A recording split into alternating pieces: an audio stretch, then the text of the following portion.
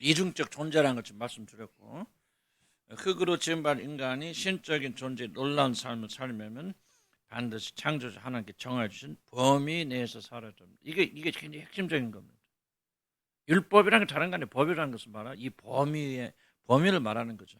너희는 피조물이기 때문에 이렇게 살아야 된다, 이렇게 해야 된다, 저렇게 해야 된다 하고 정해주신 범위 내에서 살 때만이 우리는 영광스러운 존재로 살 수 있다. 그럼 죄가 뭐예요? 이 범위를 벗어나는 것이 죄죠.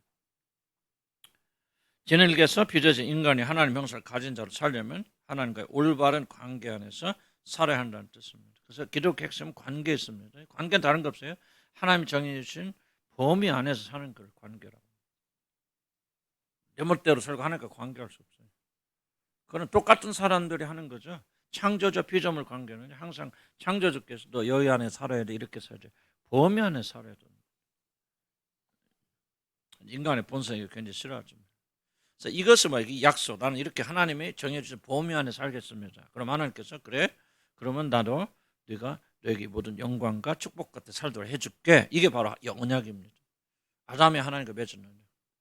물론 창세기 보면 하나님과 아담이 언약 맺었다 생각 말이 기록도 안 됐지만 호세 성경 보면은 이렇게 기록되어 있습니다. 그들은 아담처럼 언약을 어기고 거기서 나를 반역하는 뭐를 어겼다는 거예요? 하나님이 정해준 범위 안에 살겠다. 피조물로서 살겠다. 그리고 범위 벗어나서 아담은 창조주처럼 살라고 하잖아요. 그러니까 이제 하나님께서 그 언약을 어기신 자들 벌하시는 거죠. 자, 1번 봅시다. 자신이 피조물이라는 사실을 잊어서는 안 됩니다. 앞에서 제가 굉장히 많이 강조했습니다. 잊어버린 순간 여러분은 하나님의 은혜가 떠나갑니다. 하나님과 언약 안에 있는 자들은 자신 창조주가 아니라 모든 면에서 창조주를 전적으로 의존해야 하는 연약하고 무기력한 피조물이라는 사실을 절대 잊어서는 안 됩니다. 주목해 보세요.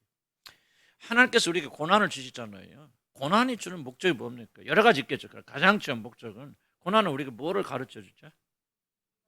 그렇죠. 여러분은 창조주가 아니라 피조물이라는 사실을 이 고난이 우리에게 지속 가르쳐 줍니다.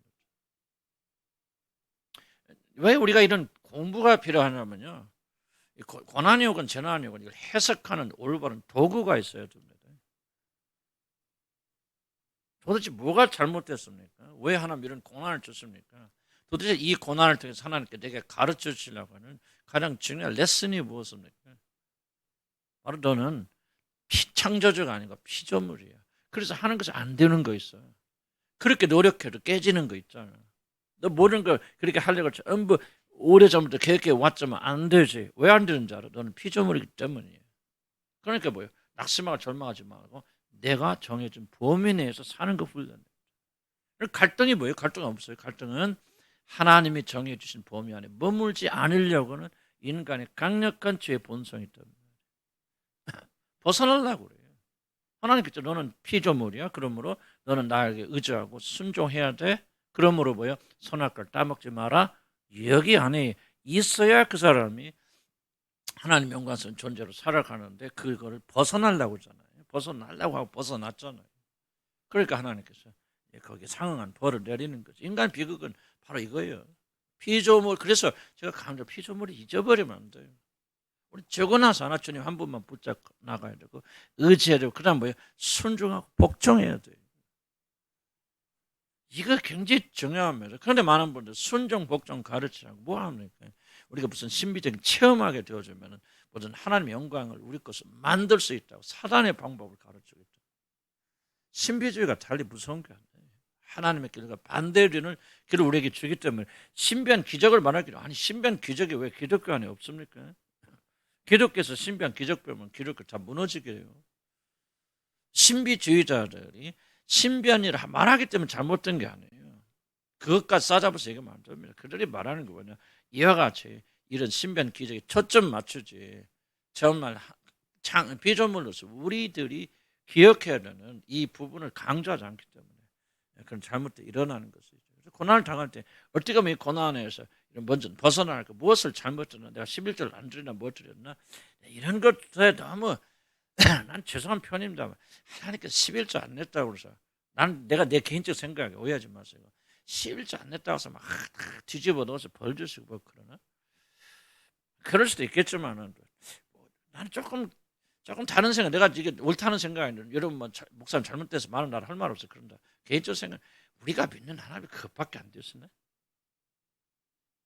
뭐 하나 잘못하면 그냥 뭘 감사기도 안 했다고 먹다가 체하게 하시고, 때로는 이제 그런 교훈을 가르쳐서 우리를 가르치려고 그런 역사.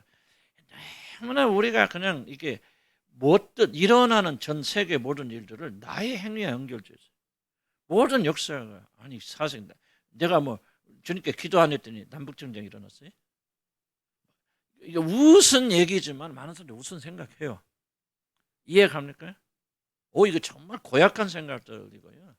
하나님 앞에서 이거 정말 이런 이거 안 돼. 뭔가 좀 우리 제자리 찾아와야 돼. 제자리 찾아야 돼. 그래서 고난과 어려움을 겪을 때 제일 먼저 기억해야 될 것은 주님 앞에 주님, 이 고난과 어려움을 통해서 나에게 가르쳐 주고 말씀하시는 것이 무엇입니까? 하고 여러분 엎드려 기도하고 물어봐야 되잖아요. 우리가 누구길래 그 문제 다 합니까? 왜 그런지 어떻게 합니까?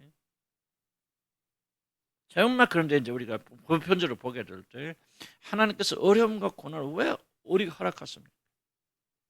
자기 아들도 아낌없이 내리신 우리 주님께서 이 세상에서 우리가 행복하게 사는 거가 배가 아프셔서 이렇게 하는 건건마다 어려움을 주십니까? 그렇지 않으면 뭐가 있습니까? 여러 가지 있겠지만 그중에 제일 큰 거는 난 이렇게 생각해요.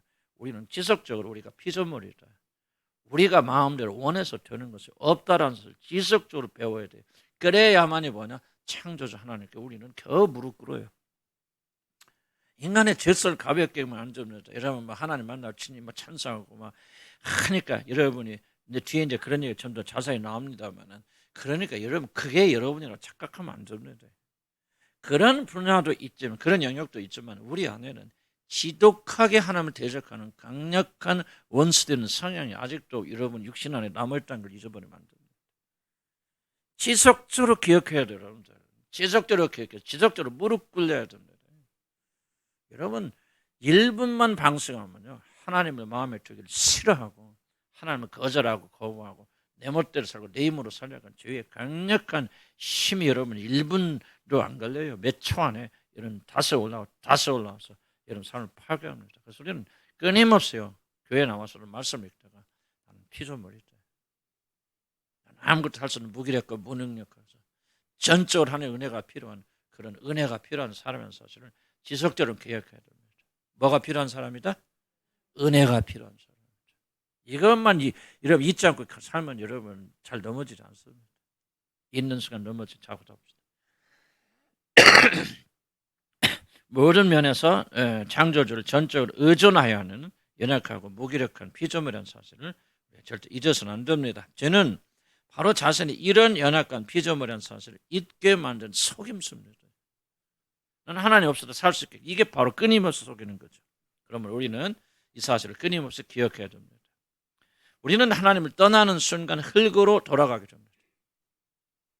이게 성경적인 거예요. 물론 그렇다 소리가 구원을 잃어버린다든지 지옥 간다 그 말 하고 있는 게 아니에요. 그리고 진짜 거듭났다면 여러분 하나님을 영원히 떠날 수 없죠. 나는 그렇게 믿습니다. 진짜 거듭나고 하나님 자녀가 됐다면 그 사람 결코 하나님 영원히 떠나가지 않아요. 그러나 우리는 마음에서도 떠나갈 수 있죠. 소홀히 할 수 있죠. 그러죠? 얼마든지 그런 일이 있어요. 그렇게 되는 순간 여러분 흙으로 돌아갑니다. 신분이 흙으로 돌아간다는 거 아니에요. 여러분 실제적인 삶이 여러분의 경건의 능력이 믿음이 흙의 수준으로 떨어지게 된다는 거예요. 신분은 절대 안 바뀝니다. 그럼 뭐 예수 믿으면 아무렇게 살아도 됩니까? 나는 그 말이 어폐가 있다고 생각하는 거냐. 진짜 예수 믿는 사람은 절대 그렇게 살 수 없습니다, 여러분. 그렇게 안 삽니다, 여러분. 실패해서 넘어지고 그렇게 사는 때가 오다 할지라도 겉다시 눈물로 회개하고 다시 돌아오죠. 여러분 안에 계신 성령께서 결코 그런 삶을 지속적으로 살도록 놔에 버려두지 않습니다. 물론 실수하고 실패할 수 있고, 저라면 어떤 분도 간증하죠. 자기가 예수 믿고 난 다음에 알코올 중독자 되어줄 수 있는가? 되어줄 수 있습니다. 그러나 영원히 지속적으로 알코올 중독 되도록 성령께서 허락지 않으십니다. 회복시켜 오십니다. 그래서 나는 한 번 거듭난 자는 영원히 거듭나고 절대로 하나님께서 버려두지 않는다 그렇게 생각해요. 여러분 안에 하나님이 계신 자들이 대충 살아야 되겠다, 아무렇게 살아야 되겠다 그런 유혹은 받을 수 있지만 그런 생각으로 그렇게 사신다면 그 사람은 전혀 거듭난 게 아니에요. 그럴 수 없습니다. 뭘 갑니까? 하나님의 영광을 더 나타내기 위해서 하나님 은혜와 자비를 더 많이 더하겠어. 우리가 죄 가운데 거할 수 있다? 뭐라고 말합니까? 성경에 그럴 수 없느니라. 그렇게 만든다 그렇게 말하잖아요, 사도 바울은. 본질적으로 그거는 불가능한 일이다. 그래서 여러분들이 그런 하나님의 자녀들이라면 여러분 안에 누구도 끌 수 없는 불씨가 이미 있어요. 아멘. 강하냐 약하냐 차원이죠. 여러분 아무도 못 겁니다. 그리고 하나님께 허락지 않았어요. 여러분에서 지속적으로 열망이 일어나죠. 물론 우리의 차원은 뭐냐? 순종하고 그러면 더 빨리 가겠죠. 또 빨리 가겠지만은 하나님 거듭난 사람은 내적 음성을 무시할 수 없어요. 이런 열망이 없다면 나는 전혀 그 사람은 하나님께 거듭난 사람이 아니라고 나는 그렇게 생각해요.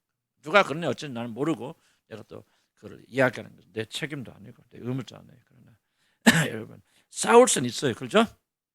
지속적으로 갈등하고 투쟁하고 싸울 수 있고 세상적인 마음과 유혹이 계속 들어올 수 있습니다. 그러나 결국 그리스도인들은 그걸 다 이기고 주님을 향해 나갑니다. 지남철 같은 거지. 어떻게 생각합니까? 여러분 이제 좌표를 찍고자 그런데 거듭나게 되면요, 여러분 하나님에 대한 좌표가 찍힌 사람이고 그리고 거기를 향해 나가도록 이제 어떤 힘이 에너지가 어떤 지남철이 주어진 사람들. 그래서 여러분 S극을 향해 쫙쫙 흘러가듯이 여러분의 마음은 자동적으로 하나님 향해 흘러갑니다. 그걸 꼭 믿으셔야 돼요. 아멘. 이게 소망, 이게 소망. 이게 바로 부르심이에요. 그래서 여러분 넘어질 수도 있고 실수할 수도 있고 후퇴할 수도 있어요. 잘한다는 뜻은 아니지만 그러나 결코 중단될 수는 없습니다. 믿으세요. 그러면 반드시 주님 하십니다. 하나님 떠나는 순간 뭐로 돌아간다? 흙이니 흙으로 돌아간다. 우리는 결코 하나님도 아니고 우리 스스로 무엇인가 할 수 있는 조그만 능력조차 가지지 못한 연약한 존재들입니다. 언약 안에 살려면 우리는 항상 하나님 떠난 모든 자들이 그저 진흙에 불과하다는 사실을 기억하며 살아야 됩니다. 잊지 마세요. 그런데 인간은 또 잊어요. 또 기억해요. 또 읽으면서 또 들으면서 물고기가 물을 떠나는 순간 죽어가듯이. 그런데 많은 사람들이 그렇게 생각 안 해요. 물고기가 물을 떠나도 살 수 있다고 생각해요. 그래서 여러분들 전심을 하나님께 안 매달리죠. 왜 안 매달려요? 아주 고약한 마음이 있기 때문에 매달려야 돼요. 우리 아담처럼 하나님을 버리는 순간 영혼이 죽어갑니다. 2번 하나님은 창조하는 사실을 잊어서 안 돼요. 시편 32편에 너를 낳은 반석을 내가 상관하지 않냐고 너를 내신 하나님을 내가 잊었다. 자기를 잊고 하나님을 잊어요. 이게 이중적 저주입니다. 하나님 잊으면 또 자기를 잊게 돼요. 그러니까 자기를 잊으면 또 하나님 잊죠. 자기가 어떤 그 흙이란 사실을 잊어버리고 자기 자신이 어떤 존귀한 존재라는 사실을 믿으면 그 다음 뭐예요? 존귀하고 능력 있고 권세 있으니까 하나님 필요할까 필요하지 않을까? 하나님보다 조금 못해요. 근데 그거 선악과 먹어서 지혜만 생기면 하나님과 똑같아져. 이거요 정말 놀라운 선언입니다. 사단. 이건 우리 안에서 그대로 반복되고 있는 것이죠. 그래서 우리는 내가 누구한 걸 잊으면 안 돼요. 거기서 끝나면 안 됩니다. 또 무엇을 기억해야 돼? 하나님 누구신지. 창조가 하나님은 창조죠. 하나님이라는 사실을 끊임없이 기억해야 됩니다. 자신 누구인가를 기억하는 동시에 하나님이 누구신가를 항상 기억해야 됩니다. 너는 범사의 그를 인정하라. 그리하면 내 길을 지도하시리라. 이런 말씀은 우리들은 항상 자신은 아무것도 자신은 무능력한 존재는 사실을 인정하며 또한 동시에 하나님은 홀로 창조 사실을 인정하고 그분을 의지하란 말입니다. 하나님 알지 못해 절망밖에 난 아무것도 못해. 그럼 절망밖에 못하죠. 동시에 뭡니까? 하나님을 창조하기 때문에 그분을 의지하고 살아야 됩니다. 그런데 자신이 흙에서 온 존재라는 사실을 잊는 순간 우리는 하나님이 어떠신 분인지를 잊게 됩니다. 이 두 지식, 하나님을 아는 지식과 자신을 아는 지식은 공존합니다. 그럼 어떤 지식이 먼저 옵니까? 사실 하나님 아는 지식이 먼저 오죠. 하나님 아는 지식이 와야 그 밑에서 자기를 볼 수 있는 거예요. 그래서 하나님 아는 지식이 어떻게 옵니까? 이게 성령의 선물입니다. 우리 힘으로 알 수 없어요. 공부 백날 해봐도요. 하나님 아는 지식은 체험적으로 아는 지식은 못 옵니다. 성령만이 깨닫게 되죠. 그래야만 이제 내가 누군가 절규하게 되죠. 밑바닥을 보게 되죠. 그래서 그 사람이 그때부터 진짜 마음을 열어서 하나님 향해 나가게 되었습니다. 이게 회심이죠. 회심. 물론 그 전께 회심이 있겠지만 이 회심은요 지속적으로 우리 삶에서 일어나는 일입니다. 구원의 과정은요 거듭나면 단 한 번 일어나지만요 우리가 그리스도에게 돌아가고 이스라엘 구주를 받아야 되는 이 사건은요 지속적으로 우리 삶에서 반복돼요. 물론 예수님을 나의 구주를 진정한 구주를 받아야 되나 진짜로 말하면 한 번 일어나죠. 그러나 우리는 이 행위를 이것을 지속적으로 해나가죠. 하나님 향해서 지속적으로 돌아가죠. 회개예요. 회개는 한 번 하고 끝나는 게 아니고 지속적으로 우리 회개의 삶을 살아가야 돼요. 이걸 여러분 하지 않으면 여러분 하나님께서 계속 멀리 흘러나갈 거예요. 하루라도 회개의 삶 살지 않아 보십시오. 그럼 회개는 도대체 뭐예요? 내가 누군가를 깨닫고 창조 하나님께 돌아가는 계획입니다. 도둑질하고 뭐하고 그런 걸 뉘우칩니다. 그것도 중요한 회개지만은 그러나 진짜 회개가 무엇입니까?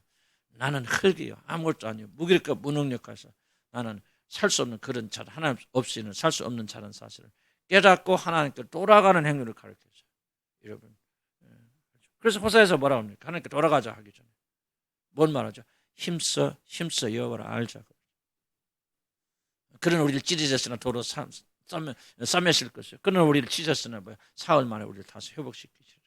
그러니 뭐야? 돌아가자는 거예요. 처음 구원 받을 때만 하는 게 아니죠. 지속적으로 돌아가. 근데 돌아가려면 뭐를 깨달아야 돼? 내가 누구냐는 걸 알아야 되죠. 내가 잘났는데 왜 돌아가? 좀 잘하고 있는데 문제 없는데 이렇게 가면 이런 생각들이 하나님께 돌아가는 것을 가로막고 그래서 우리는 지속적으로 이것을 드러내야죠. 뒤에 이제 증언 보면 인간이 바로 이런 일이 아주 천재적이고 창조적이고 아주 능동적이고 그리고 아주 놀라운 힘을 가진 존재입니다. 이걸 여러분이 인식해야 돼요. 그래야만 육적인 전쟁에서 승리할 수 있습니다. 내가 누군가를 끊임없이 기억하면서 창조적으로 기억하면서 내가 살 길은 뭐야? 그분밖에 없죠. 하나님 기도하면 나는 설교도 하지만 기도하면 정말 이게 가슴이 와닿는 거죠. 예수를 먹고 예수를 마시자면 상관이 없습니다. 이제 의미가 뭐 내가 그 몇십 년부터 그 의미를 깨달았겠죠. 그런데 점점 가서 생생해져요. 그럼 생각해보세요. 단 하루도 예수를 믿고 예수를 먹지 않고 예수를 마시지 않고도 살 수 있다면 그 사람 그리스도는 아니죠. 딱 아니라는 표현은 이제 좀 강조하게 해서 말씀드리는 거죠. 잊을 때도 있겠죠. 그럼 벌써 참된 그리스도를 만들어져 가면서 뭡니까? 단 하루도 아니 1시간도 1분도 내가 그분을 먹고 그분을 마시지 않으면 다른 말 표현은 그분이 나의 모든 것이 되어지지 않는 나는 결코 예수 그리스도가 나의 모든 것이 되지 않고 예수 내 안에 계신 그분이 사랑하지 않으면 난 여러분 결코 사랑할 수 없다는 사실 굉장히 난 정이 많고 사랑이 많은 사람. 그런데 나중에 보니까 다 가짜예요. 아니에요. 내가 여러분을 순수하게 사랑할 수 있는 유일한 길이 있다면 예수 그리스도의 사랑으로 그분께서 당신의 사랑을 나를 통해서 표현하시는 것 외에는 나는 여러분에게 순수한 사랑. 여러분 서로 사랑한다 말하지 마. 전부 다 더러운 것들이 끼어있는 사랑이에요. 인간은 그렇게 고상한 존재 아닙니다. 인간 전체 오염됐기 때문에 여러분 안에서 나오는 모든 게 다 오염되어 있습니다. 심지어 자식을 사는 자식 사랑도 오염되어 있습니다. 어떻게 깨끗하게 사랑합니까? 어떻게 하면 정말 진정한 사랑할 수 있습니까? 오직 그리스도의 사랑으로만 살 수 있는 거예요. 그래서 여러분 사랑하려면 뭐 하려면 뭐 해야 돼요? 여러분 예수 그리스도 먹고 마셔야 돼요. 이게 그 의미예요. 상징적. 예수 그리스도 모든 것을 돼야 돼요. 부모가 자식을 사랑할 때도 그 사랑이 여러분의 사랑만 들어가면 안 됩니다. 타락되어 있어요. 부패되어 있어요. 오염되어 있습니다. 그 주님이 나를 사랑하는 그 사랑, 그 감사와 감격 가운데 내가 내 자신을 사랑해야만 그 사랑도 하나님 받으시는 깨끗하고 순수한 사랑이 될 수 있습니다. 그리스도를 떠나서 할 수 있는 건 아무것도 없어요. 여러분. 그리스도가 모든 것이에요. 단순히 우리를 죄에서 건져주실 때만 그리스도가 필요한 것이 아니라 먹고 마시는 모든 것들, 대화하는 것들, 그리스도께서 여러분 입을 상해서 말씀하잖아요. 여러분 대화는 다 더럽겠죠. 하나님 보시면 매스끄러운 것이 매스끄러운 거죠. 왜? 밖으로 표현하지 않지만 그 안에 숨겨진 얼마나 좋지만 동기와 어떤 갈등과 이거 다 숨겨져 있습니다. 자기도 모르지만 내뿜는 모든 이야기들 속에 얼마나 더러운 죄들이 가득 들어있습니까? 하나님 보시면 그냥 나는 그렇게 상상하면 하는 막 우리 입에서 죄가 나올 때 무슨 빨간색이 나온다? 예를 들면 시기 질투할 때는 노란 것이 나온다? 예를 들면 그렇게 생각해 봅시다. 그럴 수도 있죠. 뭐 우리는 모르지만 예를 들면은 에너지가 나가는데 그것이 하나님의 천상인 존재를 볼 수 있는 색깔이 된다. 그럼 우리가 말할 때마다 뭐야? 무지개가 나올 거 아니에요. 나는 그렇게 생각해. 무지개로 가득 찰 거 아니에요. 그러죠. 나는 그게 실제적으로 생각해요. 그래서 나는 그것을 알면 알수록 내 부패를 알면 알수록 이제 내가 내 말을 한다는 것까지 무서운 것이 없습니다. 그러면서 내 말 많이 하죠. 그런데 이걸 깨닫게 되는 것처럼 내가 내 말을 한다는 것 같이 두려운 것이 없습니다. 그래서 말이 좀 줄어드는 거예요. 내가 입을 열면 주님 썩은 것이 나옵니다. 부패된 것이 나옵니다. 성경 말합니까? 너희는 열린 무덤과 같다 그러죠. 바리새인들에게 말합니까? 우리는 바리새인들보다 나은 존재들입니까? 입만 열으면 뭐가 합니까? 썩은 냄새 나죠. 우리는 맡을 수 없지만 하나 거리 가서 하나님께서 그 냄새를 맡으면 역겨워서 우리 근처에 못 오는 거예요. 숨어있는 자기 자랑, 정죄, 가르치는 거, 나는 너보다 훌륭해, 나는 너보다 많이 알아. 여러분, 그게 색깔로 표현한다면 하나님께서 더러워서 우리 근처에 오실 수가 없는 거예요. 난 이게 보이는 거예요, 여러분. 내 안에 그런 거예요. 그렇다면 못될 때만에 거룩합니까? 예수 그리스도가 내 모든 것에서 그 언어의 주인공이 그분이 되셔야 되고, 예수 그리스도의 영이 나의 몸을 통해서 말씀하실 때만이 거룩하고 정결한 가운데요. 그럼 우리는 그걸 알게 된다면 뭐라 기도하겠습니까? 주여 나의 모든 것이 되어 주시옵소서. 나의 언어가 되어 주시옵소서. 나의 생각이 되어 주십시오. 생각 벌써 얼마나 부패되고 오염되었습니까? 건전한 생각이 얼마나 짭니까? 음란과 방탕. 여러분 말도 못한 생각들이 다 쩔어 있잖아요. 그래서 뭐 하게 됩니까? 주여 이 몸에서 나를 건져주시고 주님이 나의 모든 것이 되어 주십시오. 그렇게 하나님께 간절히 기도하고 애타게 하나님께 간구하는 거 아니겠어요? 무슨 말 이해가시죠? 그래서 우리는 점점 주님을 더 필요로 하는 사람입니다. 그래서 이런 변화돼서 나가는 거예요. 말하지 말자, 침묵하지 말자. 그 노력도 좋죠. 그러나 정말 우리가 그리스도가 우리 모든 것을 되어자 그 사람 입을 열 때마다 은혜가 나오는 거예요. 주님 말하시죠. 사랑이 나오는 거예요. 사람은 곤면하고 혼낼 때도 있지만 그 안에 사랑이 함께 나와서 은혜가 되어지고 상처가 회복되어서 나가고 그런 거 아니에요. 그래서 우리는 뭐예요? 우리 자신을 두려워하는 자들 되어야 돼요. 우리 자신 안에 무엇이 들어있는가를 내가 아니라 성경이 진리의 말씀이 말하는 대로 믿을 필요가 있어요. 여러분들 믿음 아멘 하시기 바랍니다. 내가 나를 보면 다 변호되죠. 아름답게 보이죠. 변명이 일어나죠. 그럼 내가 나를 보지 마세요. 성경이 진리의 말씀이 나에서 뭐라고 말합니까? 너의 만물보다 심히 부패된 건 네 마음인데 너는 그거 생각이나 알긴 안 해. 주님이 통제하고 주는 은혜 되지 않으면 어떤 말이 나올까 말이죠. 내가 여러분 나왔어요. 오늘 준비하고 기도하면서 주님 잘 가르치기 나 그렇게도 안 합니다. 두려워요. 못 가르치면 어때요? 다만 내가 두려워하는 것은 뭐냐? 내 육의 뚜껑이 열렸어요. 인간의 말을 할까 두렵습니다. 왜 내 입이 열렸어? 내 안에서 나는 모든 말은 부패되고 썩었고 무엇인가 정말 설명 없는 죄가 들어있는데 주님 나는 이런 말 하지 않고 원합니다. 지켜 내 입술을 파수꾼시켜 주셔서 우리 주님이 사용하기를 원하시는 언어만 할 수 있도록 주님 도와주시오. 나는 그게 이 기도 제목이에요. 여러분이 잘 가르치고 뭐하고 잘 가르치면 얼마나 잘 가르칩니까? 한번 안 가르쳐도 성령 역사는 변화될 수 있어요. 난 그렇게 믿어요. 진리가 필요 없다는 말을 하고 있는 것은 아니에요. 이러면 이 열망 여러분이 자라나야 돼요. 그래야 이게 바로 성화의 일이 성화예요. 성화는요 윤리적 도덕적 착해진 게 성화가 아니야. 그리스도처럼 되어지는 그리스도처럼 되려면 뭐 하는 거예요? 그리스도를 흉내내서 되는 거 아니에요. 그리스도가 우리의 모든 것이 되어져야 돼요.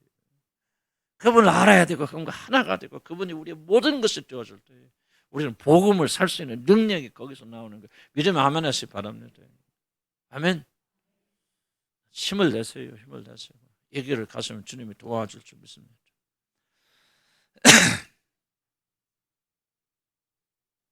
하나님 모든 걸 존재케 하신 창조주십니다. 이거 꼭 기억하시기 바랍니다. 모든 것을 붙드시고 모든 것을 이끄시는 분이시고 그분만이 하나님이시고 이거 하루에 정말 이 뼛속 깊이 들어가 그분만이 하나님이십니다. 아멘. 우리 하나님이 아니에요. 우리는 아무것도 안 해요. 이걸 항상 기억해야 돼요. 그분만이 영원한 생명을 가지신 분이시니까 그분만이 빛이신데 이 사실 인정하는 것은 모든 질서의 기본이 됩니다. 자청이야. 왜 우리 믿음이 안 자랄까? 한 질문 전 생각해 보셨습니까? 왜 우리 믿음이 성숙되지 못할까? 여러분들이 다른 거 많이 노력하고 많이 기도하고 믿음 달라 기도 많이 하는데 정말 믿음의 올바른 출발이 뭐예요? 이걸 인정하는 거예요, 여러분들. 그분이 하나님이시여 창조주고 그래서 취업만 할게요. 그분은 하늘에 계시고 나는 땅에 있단 말이에요. 이걸 여러분이 인정하고 뼛속꼭 인정해서 무엇을 하든지 이 믿음이, 이 원리가 원에서 나와야 돼. 그래야 믿음이 성장하고 성숙하게 되어지는데, 이런 것은 구하지 않고 계속해서 뭐 주세요, 뭐 주세요, 잘 믿게 해주세요, 그런 기도를 주세요. 잘 믿으면 길이 뭐냐? 네가 창조주가 아니다. 내가 창조주고 나는 하늘에 있고 너는 땅에 있단 말이지. 이것 사실을 깨달으면 우리가 기도할 때도 우리가 잠잠할 수밖에 없고, 어려운 앞에서 침묵할 수밖에 없고, 하나님 앞에 불평 말할 수 없고, 악한 것을 생각할 수 없잖아요. 그분은 하늘에 계시고 우리는 땅에 있잖아요. 이런 기초가 우리가 형성이 안 되니까 우리 믿음은 뭐예요? 기초가 없는데 집만 채우니까 얼마 있죠? 다 무너지게 되어진다 그 말이죠. 믿음 달라고 하죠. 믿음 가지려면 그럼 진리의 말씀 이해를 하시고 그 말씀이 무엇을 중요하게 전파하고 있는 것을 기억해야 돼요. 믿음의 기초가 무엇입니까? 단순해요. 그분은 하늘에 계시고 우리는 땅에 있어요. 그분은 창조주시고 우리는 피조물이에요. 우리는 그분 앞에 무릎 꿇어주고 그분을 온전히 의지하고 순종하고 순복해야 돼요. 이게 바로 예수 그리스도 하나님과 가지고 있는 관계 아닙니까? 하나님께서 동등하신 분이 하나님 아버지 앞에 그런 자세를 가지고 그렇게 섬기셨다면 하물며 우리는 어떻게 섬겨야 됩니까? 이런 게 안 돼 있고 우리가 믿음 가지고 뭐고 능력을, 뭐가 능력입니까? 한번 생각해 보라 그 말이죠. 뭐가 구원입니까, 여러분들? 마술사가 되는 게 능력입니까? 기적이 일어나는 게 능력입니까? 기본적인 질서. 아니, 아담과 이브가 그런 놀란 상태에서 어떻게 해서 떨어지게 되어졌습니까? 이걸 부인하면서 그렇게 떨어진 거 아니에요? 그러면 여러분이 회복되려면 뭐 해야 됩니까? 어려워요, 말이. 말이 어려운 게 아니고 가슴이 강팍하겠죠. 이런 말 받아들이려면 겸손하게 받아들이는데 머리짓이 나 목사 못 알아듣는 게 아니에요. 그럼 하지 마세요. 못 알아듣는 사람 아무도 없어요. 여기서. 초등학교 학생도 알아들어요. 못 알아듣는 것은 여러분 마음이 강팍하니까, 굳어져 버리니까 이 말씀 뚫고 들어갈 여력이 없는 거예요. 튕겨져 나가버리는 거예요. 그래서 하나님 말씀 못 알아듣는 거예요. 먹고 사는 것밖에 없죠. 머릿속에 돈밖에 안 보이잖아요. 어떻게 잘 믿고 하나님에서 축복받아야 되는데 뭐 해야 되겠는데, 사업 좀 풀려야 되겠는데 뭐 해야 되겠는데, 그런 생각 가지고 이러면 앉아있다면요, 이 말씀은 여러분 속에 병 있고 여러분 돼지한테 진주 던져주는 거예요. 겸손한 마음으로 들으시기 바랍니다. 복음이 다른 거 아니에요. 정말 이게 되면요, 그 다음부터 하나님이 이제 그 사람 쓰시든지 말든지 그럴 거예요. 그래서 내가 은퇴하고 좀 쉬려고 그랬잖아요. 이제 출발이다. 그러시는 것 같은 느낌이. 이제 유치원 졸업했다. 그러시는 것 같아. 아이고, 참 큰일 났다. 그런 게 그때부터 이제 조금은. 그럼 이제 그때부터 주의를 하면 조금 나아질까? 모르겠어. 또 인간은. 무슨 말 하고 이해가시죠? 우리도 하나님과 올바른 관계에서 들어가려면 다른 게 아니에요. 지금 내가 왜 이효준 목사 또 반복 성령께서 왜 이걸 또 반복하세요? 이거 안 되면 집 못 줘요, 여러분들. 성경 가르친 가장 중요한 진리가 뭡니까? 하나님이시 너는 땅에 있는 흙이라고. 그러므로 너는 무슨 일을 하든지 범사에 그를 인정하고 그를 경외하고 그에 복종하고 그를 찬송하며 감사하며 살아야 됩니다. 이것이 너의 살 길이다. 그것을 우리 강조해 주시는 겁니다. 그래서 여러분, 우리가 들을 수 있는 가장 위대한 기도가 뭔지 아세요? 수도사들이 많이 했던 기도. 인간이 할 수 가장 위대한 기도가 뭘까요? 주여 나에게 자비를 베푸소서. 이 기도예요. 이 기도를 정말 진심으로 여러분 들을 수 있다면 나는 여러분 신앙에 많은 진전이 있고 복음을 이해하는 사람들 생각합니다. 주여 나를 기억하소서. 주가 떠나면 나는 진흙에 불과하고 아무것도 아닙니다. 다윗이 그렇게 따랐잖아요. 그래서 뭐라고 합니까? 뭐 다 좋아요.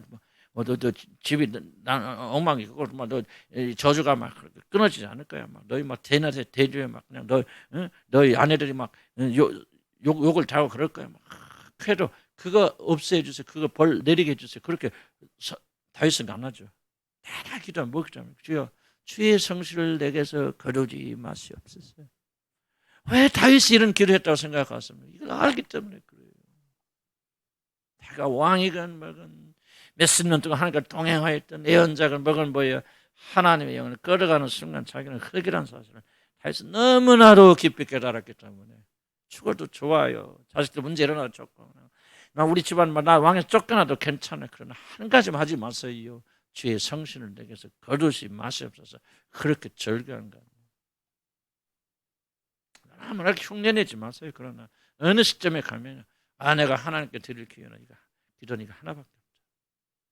주여 나에게 긍휼을 베풀어 주시옵소서. 이 기도밖에 할 것 없죠. 뭐 겸손해? 모르겠어 겸손해. 근데 나는 내 처음에 그래요. 이렇게 되어져 나가면서 삶 전체가 변하는 거예요. 어쩌나 나는 괜히 이런 기도 해야 되겠다 하는 게 아니에요. 알잖아. 좀 더 알아가자. 하나님 점점 더 알아가잖아요. 그럼 그분 앞에 가서 뭐를 기도합니까? 뭐 이루어져서 뭐죠? 감히 그런 기도할 기도하지 말라는 얘기가 아니고 나는 하나님과의 원초적으로 지금까지 만남 속에서 할 수 있는 게 뭐가 있다 생각하십니까? 하나님이 누군지 알고 내가 누군지 아는 자들은 그 앞에 엎드려서 이런 넙죽 엎드려서 이런 고개를 땅에다 쳐박고 주여 나를 불쌍히 여기 주시옵소서. 이게 여러분 하트에서 눈물로서 나오지 않는다면 난 여러분이 하나님 누군지 모르고 하나님이 물론 구원 못 받아서 말을 하고 있는 것이 아니라 진짜 하나님 누구시고 여러분 누군지를 아직은 잘 모른다고 생각해요. 그분 앞에 가면은요. 엎드리지 말아도 엎드릴 수밖에 없을 것이에요.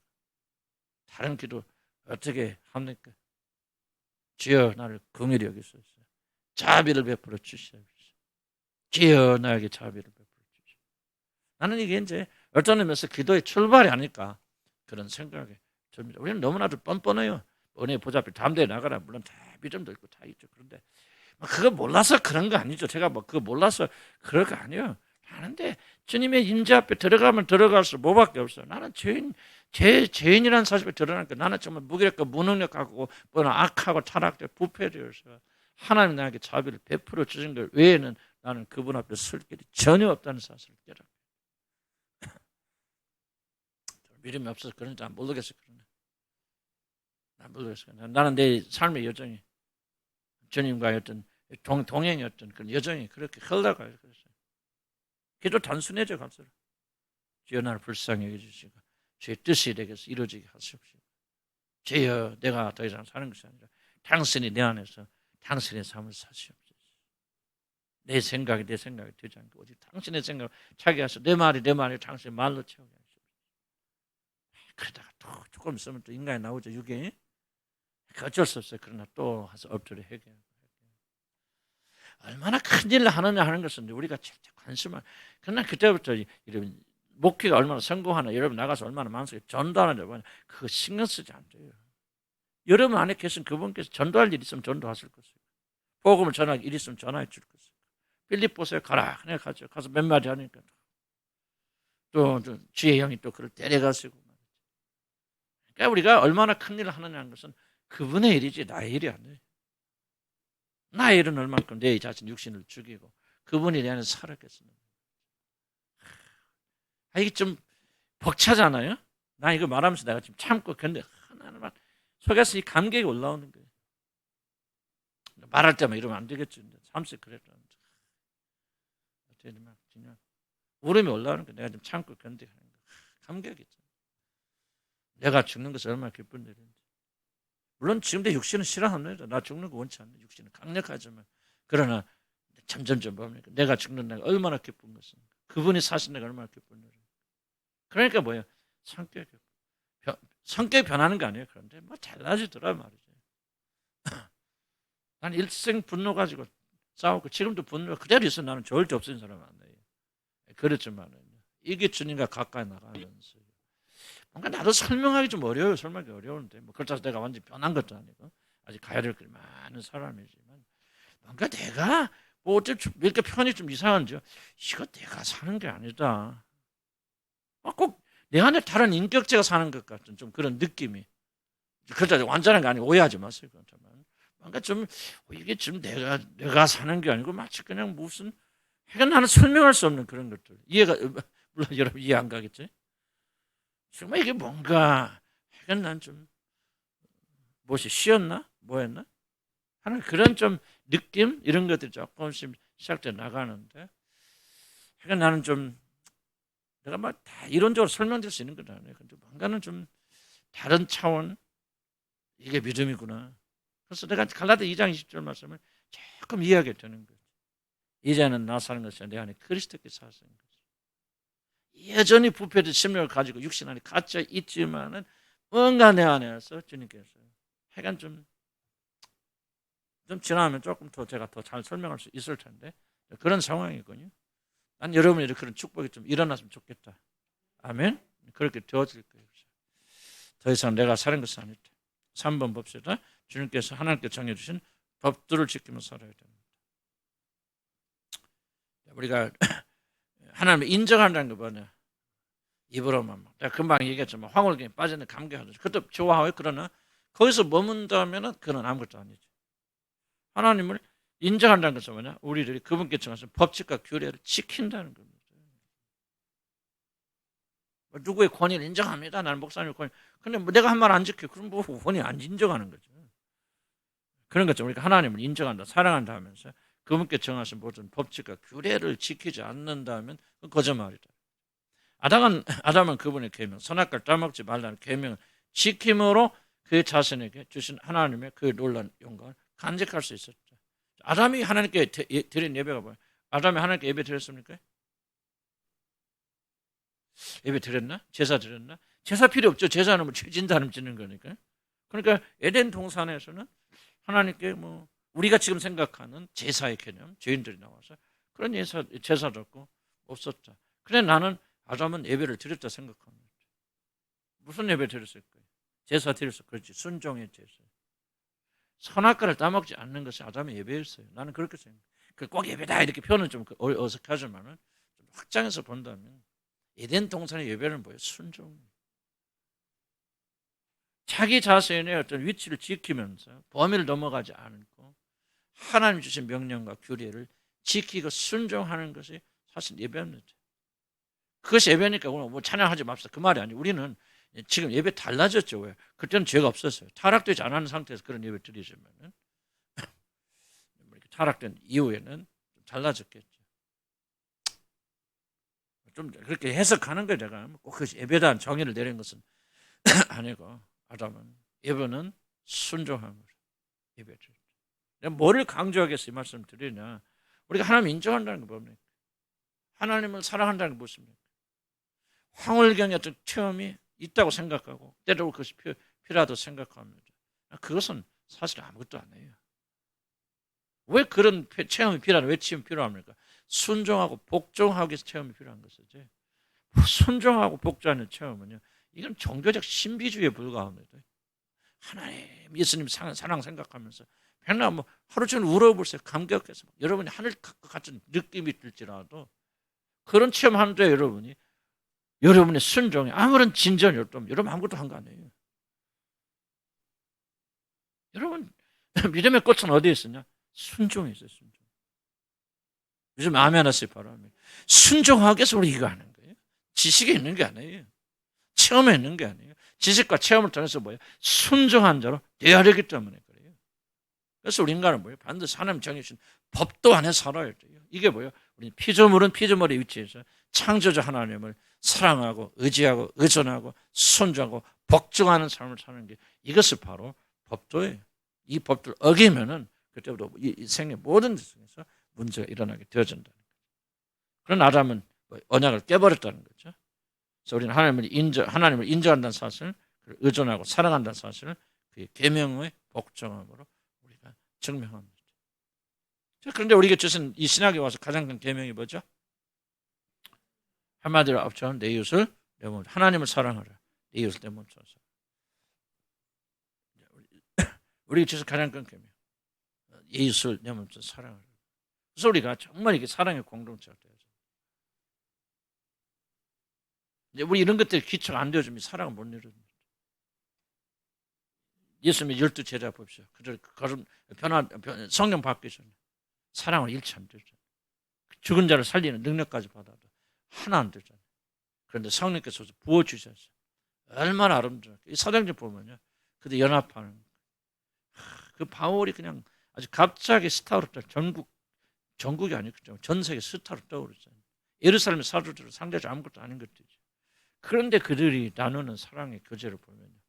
정말 그런 상황을 감안하고 본다면 놀라운 것들입니다. 어떻게 누가 최고냐 누가 높으냐 그렇게 싸웠던 제자들이 어떻게 일치 단계에서 복음을 향해 서로 사랑하고 어떻게 베드로서 이 말이죠. 우리 형제, 우리 사랑하는 형제 바울이 전에도 너희들에게 썼거니와 그 종말에서 이야기하면서 그 편 하나 보세요. 언제 바울 봤습니까? 보긴 만났지만 아무 상관없잖아요. 원수였잖아요. 근데 그리스도 예수 안에 하나 주니까 우리 사랑하는 형제 바울. 성경은 참 놀라운 표현들이 많이 있습니다. 베드로서 보자 사랑으로, 요한일서 보자 사랑하라, 또 사랑하라. 내가 다시 말하는 또 사랑하라, 사랑. 사랑 줍니다. 어쨌든 그거는 조금 그걸 말하는 목적이 아니지만 우리 인간이 피조물로서 살려면 하나님의 법도에 순종하고 살아야 돼. 타락 인간에게 미친 영향 법사. 그럼 타락했어요. 죄 지었어. 내가 그 과정을 이제 다 설명 안 하고요. 좀 전에만 설명 뛰어넘습니다. 그럼 타락의 결과 뭐냐? 첫째 하나님의 모든 영광이 거두어졌다. 아담이 범죄한 결과 의로우신 하나님은 인간과 더 이상 동행할 수 없겠죠. 왜? 죄가 들어오잖아요. 죄가 오염돼 버리잖아요. 그러니까 거룩하신 하나님 더 이상 사랑을 동행할 수 없습니다. 창세 6장 3절 이런 말씀이 있습니다. 여호와께서 이르시되 나의 영이 영원히 사람과 함께하지 아니하리니 이는 그들이 육신이 때문에. 이게 이런 것들을 위해서 구원이 뭔가를 가르쳐 주잖아요. 하나님 죄가 뭡니까? 하나님과 우리를 동행하지 못하도록 만드는. 죄의 핵심적인 부분이 겁니다. 뭐 죄지니까 지옥 갔다, 뭐 저주가 임하서 뭐 가난해지고 그게 아니고 성경 말하죠. 죄의 지금 핵심적인 부분이 뭐예요? 죄를 지으니까 어떤 일이 일어납니까? 무엇을 지금 하나님 말씀하십니까? 나의 영이 영원히 사람과 함께할 수 없다. 이게 죄의 가장 큰 비극이죠.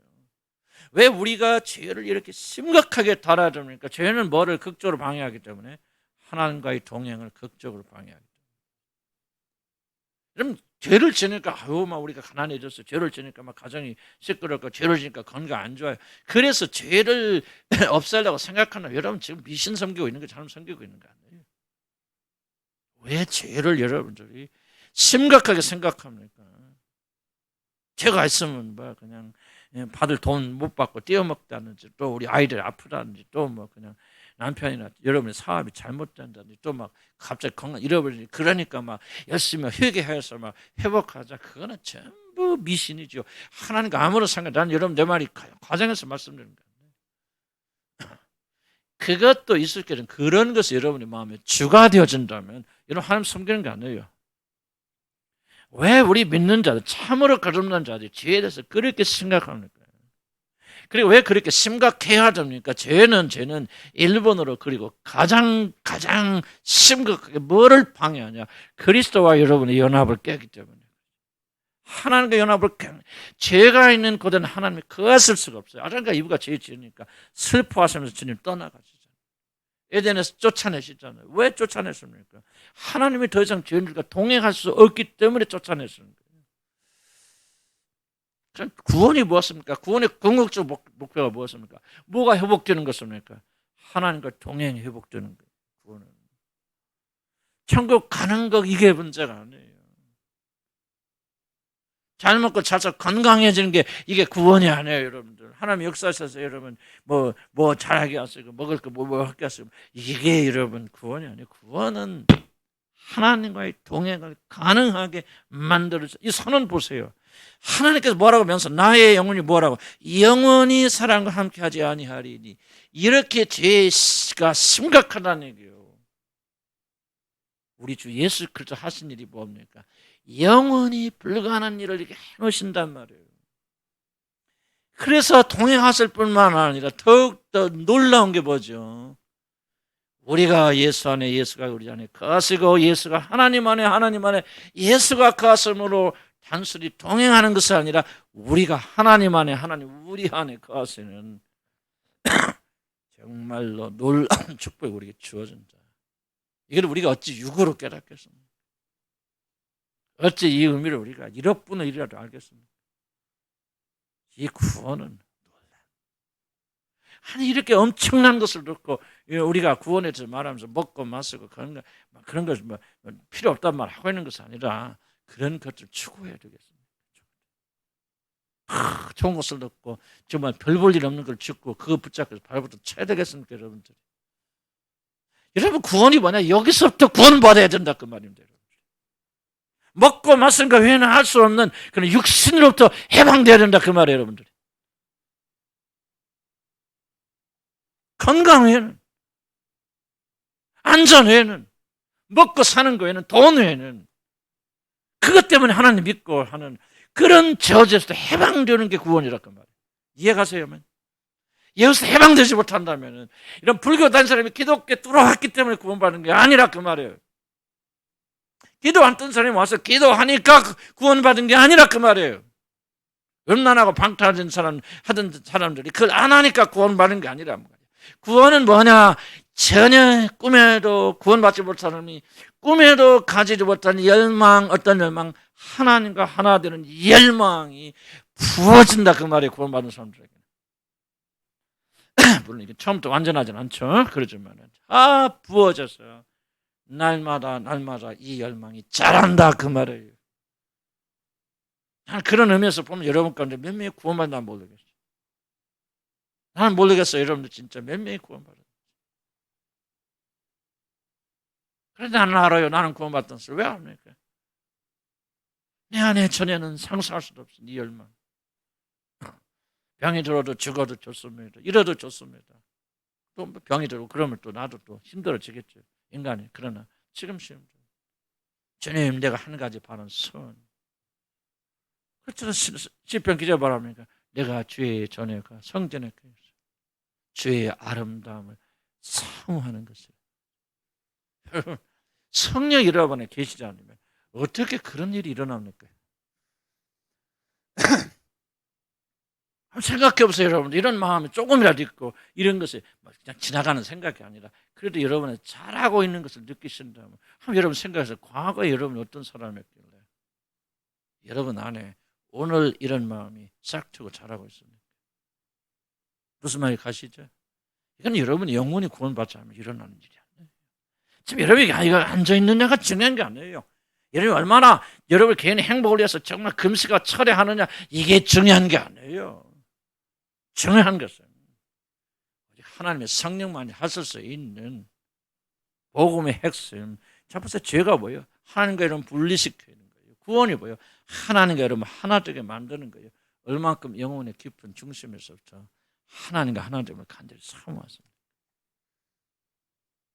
이것이 바로 여러분이 구원받는 하나님의 놀라운 자녀라는 결정적 증거입니다. 얼만큼 완전합니까? 얼만큼 100점 만졌습니까? 나 그 말 말하는 게 아니에요. 다만 여러분 양성을 보게 될 때 전혀 가지 못한, 여러분 알잖아요. 지금 내가 말을 들으면은 내가 정말 하나님을 찾긴 찾는데 내 행복을 위해서 찾는 사람인지 내 안전을 위해서 찾는 사람인지 그렇처럼 내 마음 자체 하나님 자체를 찾고 향해 나가는 사람인지 여러분 자신 변명하지 말고 그 정도 양심은 없으니까 적나라하게 찾아보세요. 이게 바로 여러분이 구원의 유무예요. 여러분 확실하게 여러분 마음속에 아직 나에게 그런 것이 시작되지 않았습니다. 심겨지지 않았습니다. 열심히 교회는 다니지만 정말 내 안에 딱 나가면 하나님에 대한 열망은 없습니다 라고 말한다면 나는 여러분 아직 거듭난 사람이라고 말씀드릴 수 없어요. 각자 판단하시기 바랍니다. 그러나 여러분 싹이 있습니까? 싹이 잠깐 있다 옛날에 한번 그렇게 생각했습니다. 그게 아니죠. 옛날에 한번 싹 텄다가 지금은 없으면 죽은 거죠. 없는 거죠. 싹은 자라나야죠. 아멘. 그래서 조금만 썬내음 없이 점점 자라고 그 열망이 내 안에 싹 트고 자라고 있으니까 또 넘어지기도 하고 또 좌절하기도 하고 또 유혹에 넘어가기도 하지만 그러나 끌래야 끌수록 불이 되었습니까? 아직 열매까지 가지 못해요. 그러나 뭔가 작년 재작년 될 때 내가 뭔가 내가 생각이 좀 달라지고 있는 것이 느껴지고 믿어집니까? 그렇다면 여러분 하나님 자녀예요. 의심하지 마시기를 주의를 간 축복합니다. 왜? 이거는 마귀 귀신이 신비주의가 어떤 형태로도 흉내내지 못합니다. 나는 신비주의 운동 많이 해봤어요. 별로 기적도 다 해보고 체험해보고 더 그렇게 되기를 원하고 별 은사 모르겠어 하여간 그러고 다녔는데 절대로 그것들이 내 안에서 만들어주지 못하는 게 뭐냐면 하나님에 대한 열망 만들어주지 못해. 왜?